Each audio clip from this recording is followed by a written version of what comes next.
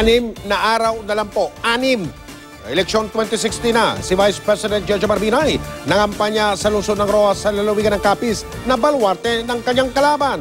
Ang mga sumulubong sa kanya, Makamar Roxas. Nakatutok si Ivan Mayrina.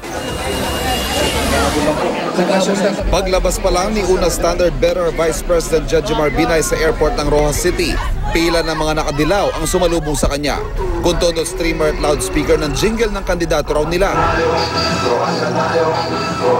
Baluarte ni Liberal Party standard bearer Mar Roxas ang Roxas City at Panay, kung saan nag-ikot si una standard bearer Jejomar Binay ngayong araw.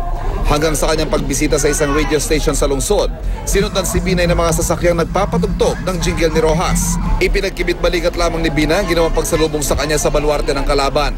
Yun ang mga tipo ng pangangampanya nila, no? Okay lang yun. Hindi kayo napipikon doon, sir? Ang mapikon talo, pero lumalabas naman no ang hindi magandang ugali nila. Baluarte man ang kalabang si Roxas, nananatiling kumpiyansa si Binay na marami pa rin siyang makukuhang boto dito. Hinarap ni Binay ang mga taga-suporta sa lungsod at itinaas ang kamay ng mga kandidato ng una. Sinagot din ni Binay ang patutsada sa kanya ni Roxas kahapon, kung saan sinabi nito kay Binay na peace be with you dahil malapit na itong mapreso. Nagdasal ka na rin lang pagkatapos may banat ka pa. Balak mag-ikot ni Binay hanggang sa kahuli-hulihang araw ng kampanya.